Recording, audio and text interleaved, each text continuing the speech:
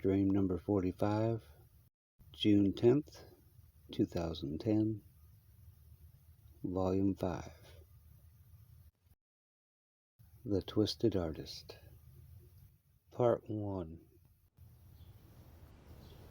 It all started one nice summer day when my family and I moved into this new suburb area, and there was a lot of houses that were pretty well kept. It was one of those areas where the grass was always cut the same. In my dream, before we moved to our new location, it was me, my ex-wife, and my daughter.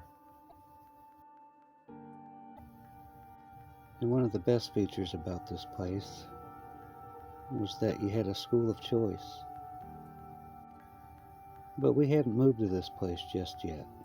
Matter of fact, today was the day that we were packing up and loading up our van to leave there. Once I had gathered everything in the moving truck, I had decided to follow my wife as she drove the van. This place that we were moving to was several miles away, probably 123. After several hours of driving, we had finally arrived. There was neighbors outside pulling in from work. There was children playing. It was a very pleasant place to be. Soon we had pulled into our driveway and could see our brand new home. It was a very beautiful house.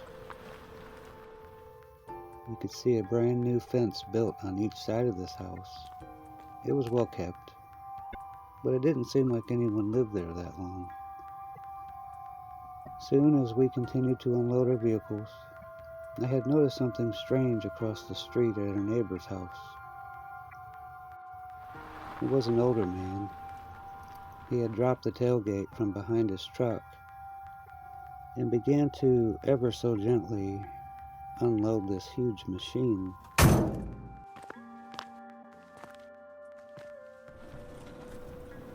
But I couldn't tell what kind of machine it was.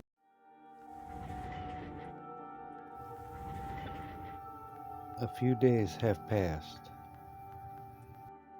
and my wife and I, we had talked to our pastor at the church about having a cookout.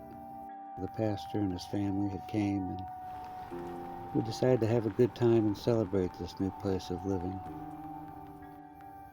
It was a very pleasant day. Although we had a great time with the pastor and his family, we had to call it a night. After we settled down, I had read my daughter a book before I put her to bed, and she went to sleep. I decided to take a walk into the living room and sit in the recliner near the window. It was already dark out, and everybody pretty much called it a night. But as I was sitting there, I had noticed something through the window from across the street. The neighbor's lights came on. I saw the front door open, and there he was, that old man again. He had a big black garbage bag. Once he had thrown the bag in the garbage can, he looked around and began his way back into the house. But once the old man had went back inside, I had noticed a red liquid leaking from the garbage can from beneath. It ended up streaming down the street. I didn't give too much attention to it, because I've had leaky garbage bags too. Could have been anything considering that it was dark out, so I couldn't make heads or tails of what it was. I just knew it had like a reddish tint to it. Eventually I ended up falling asleep in the chair. The following morning had came, and my family and I had decided to have pancakes for breakfast. Eventually we heard a knocking noise at the front door. and my wife had answered it because she was closer to it than I was. And there he was, the old man from across the street. He was holding something. He simply wanted to welcome us to the neighborhood by giving us one of his artworks. We were all astounded by his blessings, and after a few minutes of his time, he winked at my daughter and told us to have a good afternoon. After a while, I had eventually taken my daughter to school and went to work from there. At the same time, my wife stayed home and took care of the house. Just a regular day, enjoying the new life at the new home. Eventually the day had passed, and once again, my daughter and wife had went to bed. I stayed up and turned the TV on. Good Friday evening. Well, you probably noticed there has been an increase in the amount of missing people we've been reporting on recently. The Bakersfield Police Department receives about 7... There was a series of missing children around the area being reported on the news. At that moment, the first thing that came to my mind was the old man that lived across the street. We had already known that he was an artist, but I was still curious about that machine he unloaded from the back of his truck. Each day had passed. Another report of another child was missing again.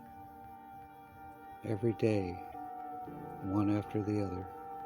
Neighbors had begun asking around about their child, if anyone had seen them, and we had the same answer every time. After asking around enough, nobody seemed to be suspected as the kidnapper. But one day, I decided to stay home. I watched across the street just to see if there was any more activity from that old man. After around 5 hours of waiting, the old man decides to step out his front door holding a sackcloth. He walks over to his truck, gets inside it, and leaves.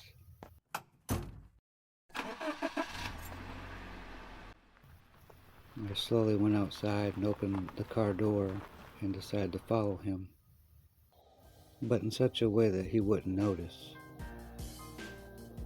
I was shocked to find out that the area of town that he had went was the same place that took my daughter, the same school. I had noticed that this old man waited in the parking lot as they dismissed the children. As I noticed my daughter coming out of the school, I had quickly approached her and said we need to hurry. She seemed confused, but I told her it's okay. I looked back to see if the old man was still there, and he wasn't. He had already drove off. Once I had drove on the street that I had lived on, I had noticed something very unusual as I turned the corner. That machine that old man was unloading from his truck, it was actually sitting in my front lawn, exposed. I had parked the vehicle and got out of it and walked around it. Then my wife had returned with the pastor and their kids from an event, and they too had noticed the unusual machine sitting in the front lawn. The machine had 5 cords coming out from beneath it that led across the lawn, with some kind of liquid still pumping out of it. I had bent down and took my finger just to see what kind of liquid it was. Pastor Kyle had decided to call the police and report the issue. After looking at the machine that appeared to be made out of car parts and other different types of metals, we had realized it was an art type of machine that painted canvases. Once the police arrived, they had checked the liquid themselves and realized it was blood that was being pumped through these cords to help generate some kind of art. They began asking me questions about if I had ever seen this machine before, and I said a few days ago I had seen the neighbor guy unload it from his truck and then brought it behind his own house and after that I hadn't seen it until now. Soon I had heard a girl scream from across the street. The police had heard her scream and began their way across. I noticed as the police kicked the door down and rushed inside. Once the police officer had entered the house, he could not believe his eyes. There, laying on the floor, unconscious, was the old man, and his granddaughter happened to stay there for a few hours and noticed what he had done. There were syringes sticking out of his arm and paintbrushes everywhere. The old man had passed away. We don't know what happened, but soon later that day the police officers had taken in the art machine as evidence that may have been used against this crime. As the days passed, more and more cases of missing children occurred.